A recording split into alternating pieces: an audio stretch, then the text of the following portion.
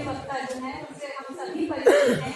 अखिल भारतीय कांग्रेस समिति के वरिष्ठ राजनेता, मशहूर अधिवक्ता, प्रख्यात लेखक और कानून विशेषज्ञ हैं माननीय सलमान खुर्शीद, जो भारत के विदेश मंत्रालय के अंदर कैबिनेट मिनिस्टर भी रहे हैं।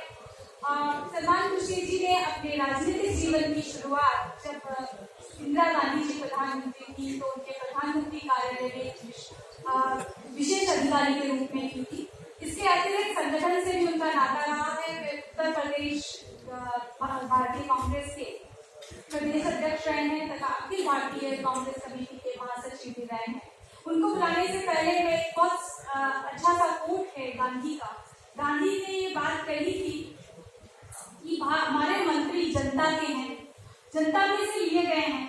उन्हें ऐसा नहीं समझना चाहिए कि उनके पास उन अनुभवी लोगों से ज्यादा बुद्धि है जो मंत्री कभी नहीं रहे। जनता ने सत्ता दी है, बुद्धि व विवेक गिरवी नहीं रखा है। तो ये आज की समकालीन सरकार के लिए गांधी का एक कथन जो है बड़ा सटीक साबित होता है। तो गांधी और समकालीन भारत का क्या नाता है उसको विस्तार से समझते हैं माननीय सलमान खुर्शीद।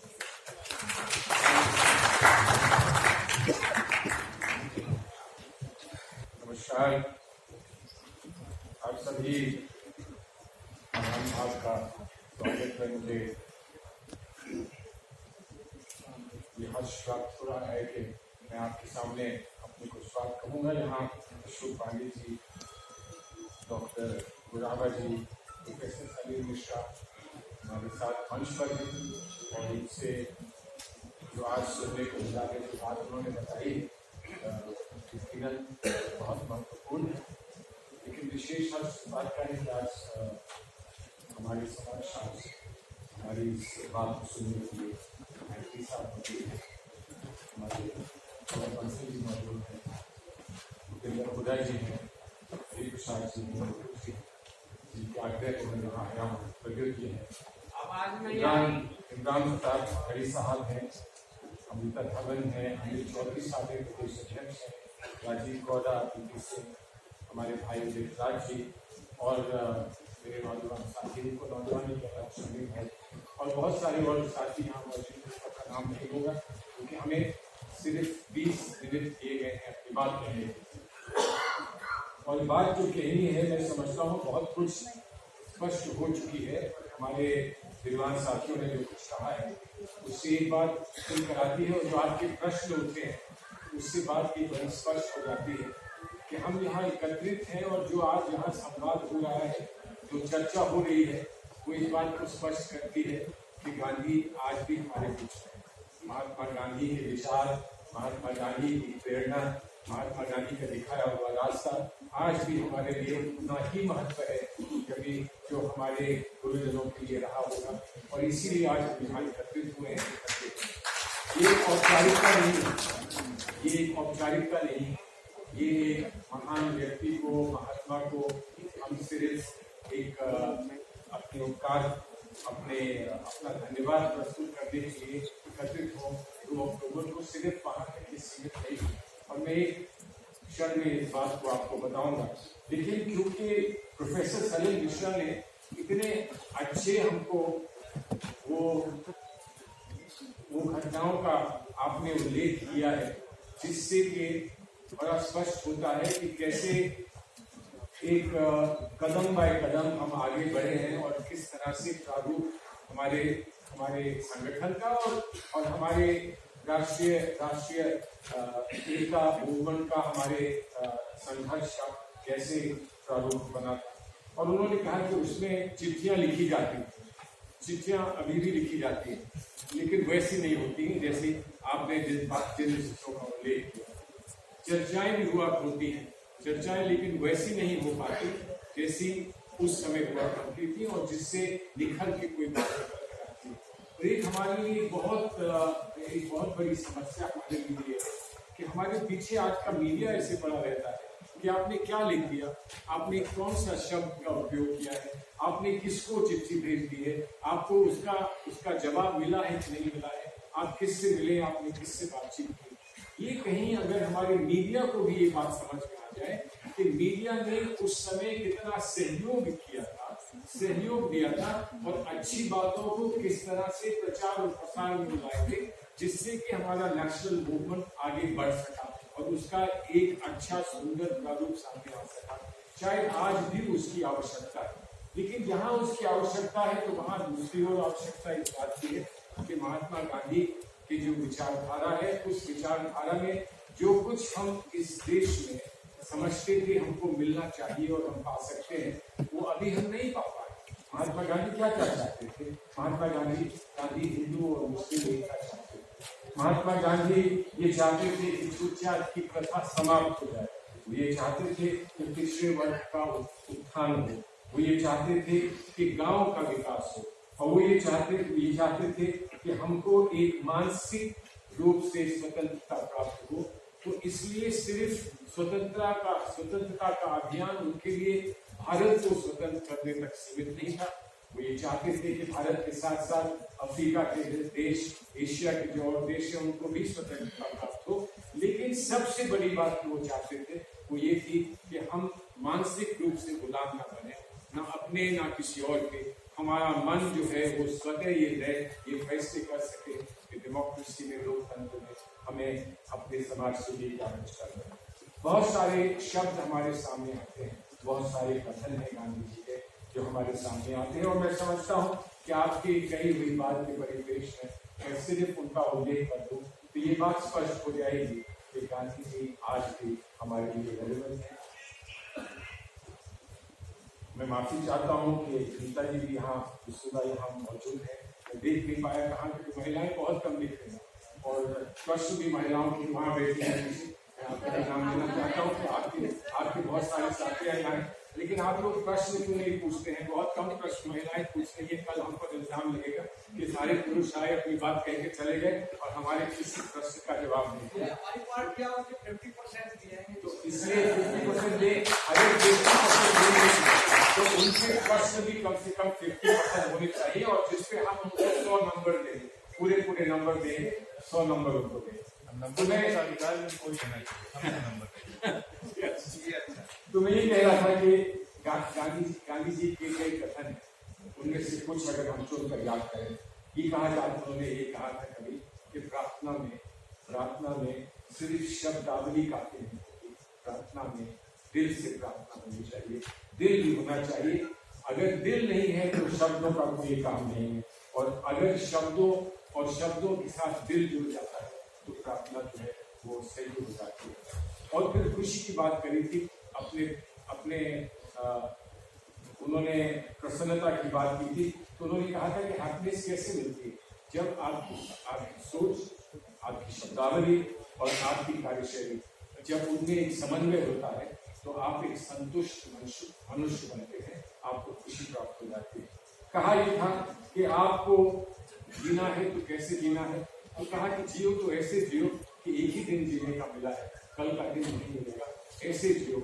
और ये भी कहा था कि अगर सीखना है कुछ, एक दिन में सीखना है या जितने भी दिन में सीखना है, अगर सीखना है कुछ, समझना है कुछ, शिक्षा प्राप्त करनी है तो ये मान के एक बहुत लंबे समय के लिए आपको ये शिक्षा प्राप्त करनी है, आपको ये सीखना है।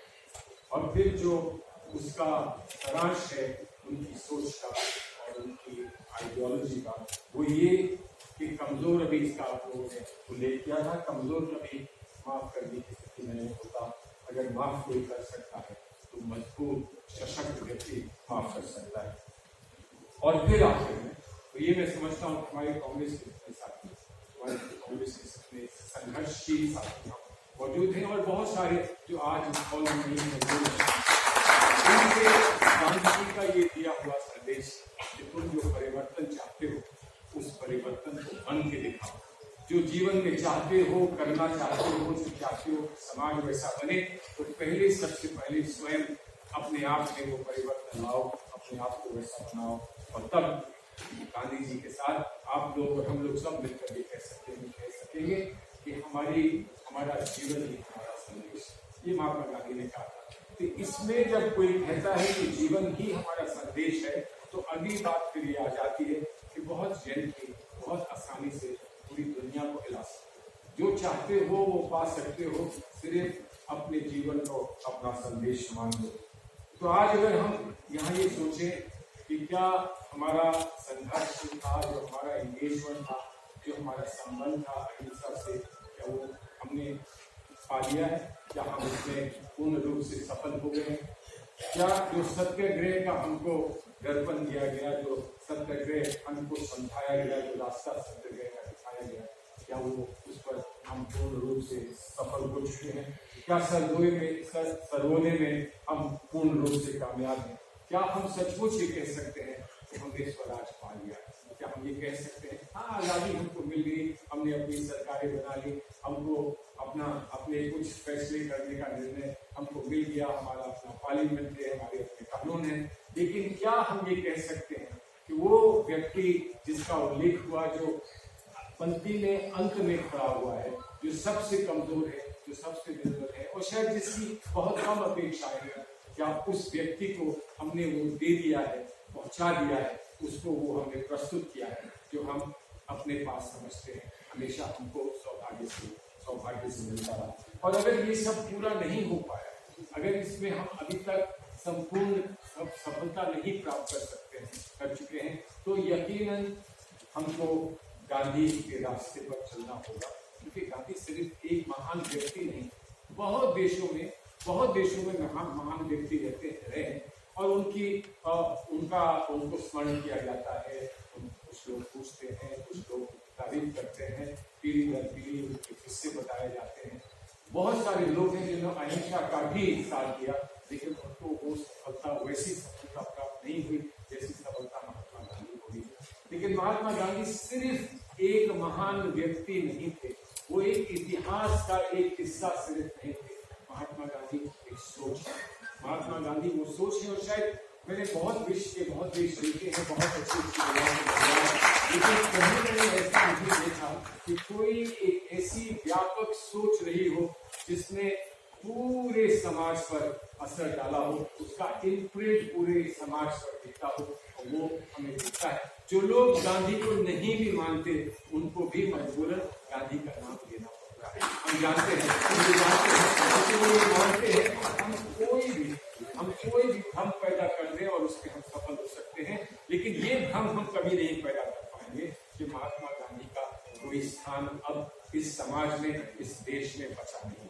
तो मजबूरन उनको वहां आना पड़ता है, मजबूरन उनको वो मानना पड़ता है। वो गांधी की मजबूरी नहीं है, ये उनकी मजबूरी है। ये गांधी की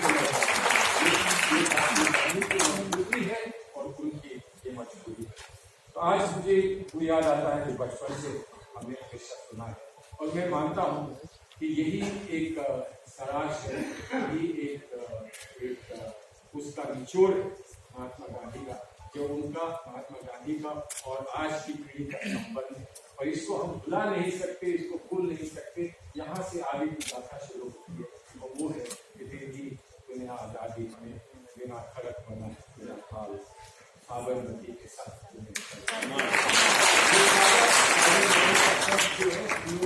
हम लोग सौभाग्यशाली नहीं है कि हम महात्मा गांधी को पास से देखते, लेकिन हमने महात्मा गांधी के गीत सुने हैं, भजन सुने हैं, हमने महात्मा गांधी के किस्से सुने हैं और जो नहीं सुने थे वो आज आपने सुना दिए।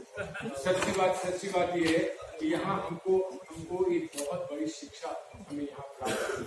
अब हम ये चाहें कि आप जगह जगह जाएं, आप ये हमारे साथ जगह जगह चलें, लेकिन आज गांधी जी को मजबूत करने के लिए हमारे पास कुछ और शस्त्र हैं। मीडिया आज हमारे पास है, आज सोशल मीडिया हमारे पास है और वो बात जो हम दोहराते, घर घर जाके दोहराते, वो मीडिया के साधन से और मीडिया के माध्यम से हम घर घर पहुंचा सकते हैं और पहुंचाएंगे। और मुझे पूरा विश्वास है। और जो हम नहीं पहुंचा पाएंगे वो हमारे इमरान भाई पहुंचा देंगे। ये गजल कहीं गाएंगे, वो हजारों लोग। मैं तो बैठा यहाँ ये सोच रहा था कि हम क्या सूखी बातें सुना रहे हैं, इनको बुला लिया होता तभी देखते।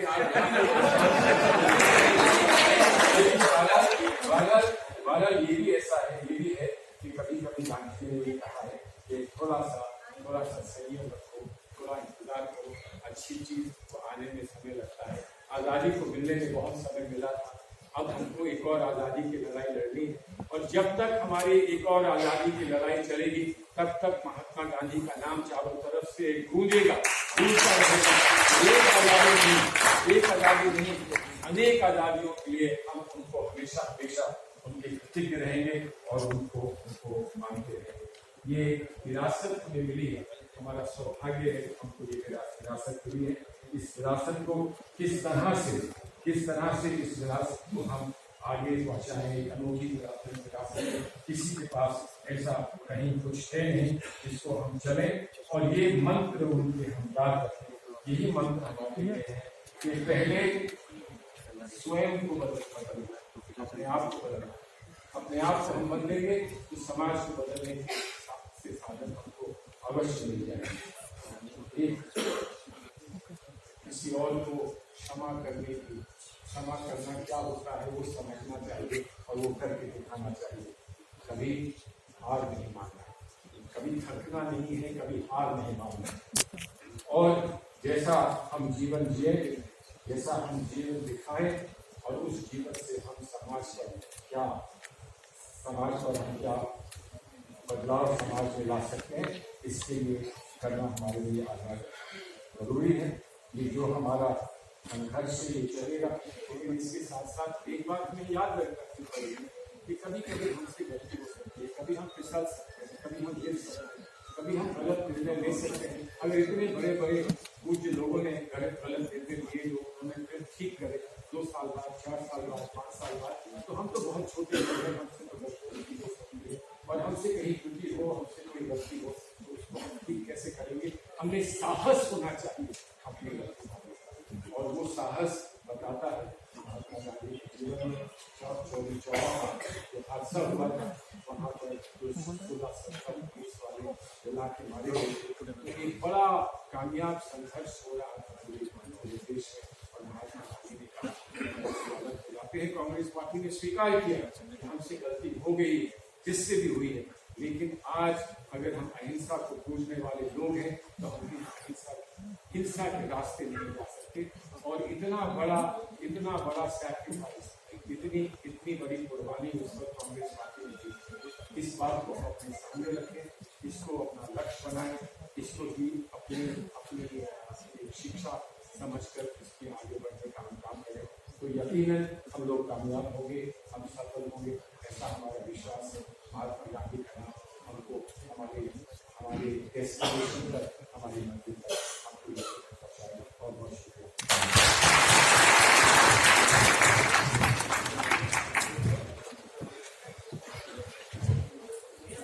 बहुत बहुत धन्यवाद सर। अब मैं कार्यक्रम के हम लोग अंतिम पड़ाव पर पहुंच चुके हैं। अखिल भारतीय कांग्रेस कमेटी की प्रवक्ता श्रीमती रागिनी नायक बसोयानी से मंच पर आए और धन्यवाद करते हैं।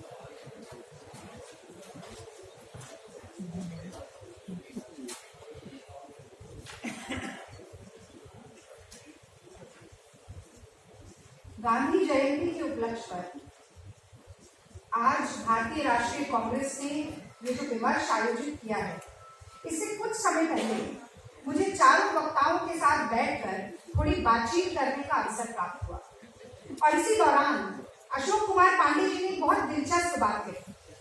उन्होंने कहा कि मैं गांधी को मृत्युंजय बोलता, यानी कि एक ऐसा व्यक्ति जिसने मृत्यु पर जीत प्राप्त करी, एक ऐसा व्यक्ति जो एक विचार की तरह अमर हो गया, एक ऐसा व्यक्ति जिसे झूठ, प्रपंच, पाखंड का कोई भी बात छूकर भी ना निकल सके। तो आज का धन्यवाद ज्ञापन मैं ऐसे कालजयी और मृत्युंजयी महात्मा गांधी को नमन करके शुरुआत करना चाहती। साथियों, ये पोस्ट ट्रुथ का जमाना है। एक तरफ गांधी के सत्य के प्रयोग थे और आज एक कट्टरपंथी विचारधारा की बहुकोणीय राजनीति असत्य के प्रयोग करने में संलग्न है। और इसी श्रृंखला में महात्मा गांधी के खिलाफ तमाम किस्म की अफवाहों का बाजार गर्म होता है। इसका छोटा सा एक उदाहरण मैं आपको देती हूँ। अब आप देखिए कि महात्मा गांधी तो राम धुन में रमे हुए व्यक्ति थे। वो कहते थे, रघुपति राघव राजा राम, ईश्वर अल्लाह तेरो नाम। और एक खास किस्म की वैमनस्यकारी विचारधारा हमारे देश में पैर पसार रही है, जो कि राम नाम का दुरुपयोग लगातार अपनी मुंह में राम बगल में छुरी वाली राजनीति का स्वाद साधने के लिए करती है। तो ऐसी विचारधारा ये लाजमी है कि वो गांधी के सत्य के व्रत को, गांधी के अहिंसा के आग्रह को कमजोरी और कायरता का पर्याय बनाने की लगातार कोशिश करती रही। और मुझे पूरा विश्वास है कि जब तक भारत में कांग्रेस का कार्यकर्ता सांस ले रहा है, तब तक सामंजस्य, सद्भाव, स्वतंत्रता, सर्वधर्म संभाव जैसे गुणों को मानने वाले जीवित रहेंगे और सेवाग्राम में अपनी लाठी को टेक कर खड़े होकर गांधी जी लगातार ये कहते रहेंगे कि मोदी जी मेरे चश्मे को नहीं, मेरे नजरिए को। तो गांधी के कर्मों के प्रखर ताप को झेलना, गांधी के सिद्धांतों और मूल्यों को पूर्णतया आत्मसात करना, मैं समझती हूँ कि किसी भी साधारण व्यक्ति के बस की बात नहीं है। पर बापू की इस सिखावत को समझना इतना कठिन भी नहीं है कि पशु बल का सामना आत्मबल से किया जा सकता है। Brute force versus soul force, ये समझना इतना कठिन नहीं है कि हर क्रूरता, हर बुराई का सामना धैर्य के साथ किया जा सकता है। ये समझना इतना कठिन नहीं है कि हिंसा का जवाब हमेशा प्रतिहिंसा नहीं होती। और ये क्यों नहीं होती है, इसके भी मैं आपको उदाहरण दूं। पुलिस कई बार कहती है कि हम व्यवस्था बनाए रखने के लिए मजबूर थे, इसलिए हिंसा करनी पड़ी। तो जब एक एसडीएम ऑर्डर देता है कि निहत्थे शांतिपूर्ण आंदोलन कर रहे किसानों का सर फोड़ दो, लाठी भांजो, तो क्या ये बहादुरी का प्रतीक है? इस हिंसा को कोई बहादुरी का प्रतीक नहीं मान सकता। ये कमजोरी, ये कायरता का चिन्ह है।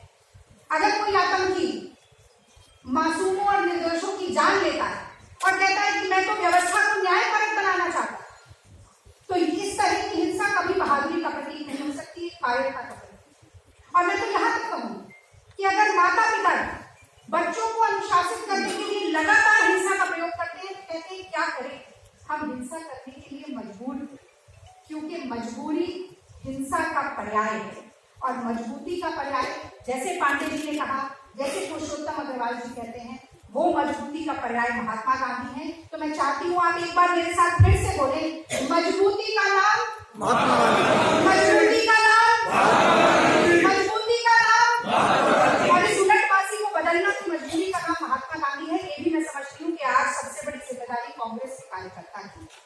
और अंत में मैं बस ये कहूंगी कि चंपारण में, बिहार के चंपारण में गांधी जी ने सबसे पहले देश के किसानों, वकीलों और कांग्रेस के कार्यकर्ताओं के भय को ललकारा था। नीलहों के प्रति जबरदस्ती जो नील की खेती कराते थे, उनके प्रति भय को अपने मन से निकाला। और मैं समझती हूँ कि गांधी की उसी विचारधारा को आगे बढ़ाने का काम आज राहुल गांधी कर रहे हैं, जब वो कांग्रेस का ये हाथ दिखाते हैं, इस चिन्ह को, प्रतीक को दिखाते हैं और कहते हैं डरो मत, निर्भय बनो, अन्याय से डरो मत, शोषण से डरो मत, सत्ता के गुरूर से, सत्ता की ताकत से डरो मत। और हमेशा ये याद रखो कि गांधी जी ने एक जंतर दिया था और कहा था कि जब भी मन दुविधा में हो, जब भी समझ ना पाओ कि क्या करें क्या ना करें, तो जिंदगी में जो सबसे गरीब, जो सबसे पिछड़ा, जो सबसे हाशिए पे खड़ा व्यक्ति देखा हो, उसका चेहरा याद करो और सोचो कि जो आप करने वाले हो, क्या उस व्यक्ति के जीवन को वो बेहतर बनाए, वो दुविधा आपके मन से निकल जाए। तो राहुल गांधी कहते हैं डरो मत, कांग्रेस पार्टी मानती है डरो मत, अन्याय के खिलाफ ये लड़ाई जारी रहेगी। और इस विचार के साथ कि गांधी अतीत नहीं, गांधी भविष्य भी है। और मैं कहूंगी कि बापू की आज ये जो बापू की सिखावन है, इस सिखावन को आज हमसे साझा करने के लिए, गांधी जी के जीवन को संचालित करने वाले तमाम मूल्यों और सिद्धांतों को बहुत सरलता, बहुत सहजता और बहुत सादगी से समझाने के लिए मैं अशोक कुमार पांडे जी का, प्रोफेसर अनु गुबारा जी का, प्रोफेसर सलील मिश्रा जी का और आदरणीय सलमान खुर्शीद जी का तहे दिल से शुक्रिया अदा करती हूँ। मैं धन्यवाद करना चाहती हूँ लोकतंत्र के चौथे स्तंभ का भी, जो कि सभागार से बाहर देश के कोने कोने तक आज के इस विमर्श को पहुंचाने का काम करें, जनता जनार्दन के बीच पहुंचाने का काम करेंगे। और अंत में मैं प्रणाम करती हूँ, नमन करती हूँ सभी श्रोतागणों, जिनके बिना ये विमर्श बहुत ही नीरस होता। तो एक बार जोरदार तालियां यहाँ पर न सिर्फ आत्मसात करेगा बल्कि प्रचारित और प्रसारित करने का भी काम करेगा। आप सभी का बहुत बहुत धन्यवाद। जय हिंद, जय भारत।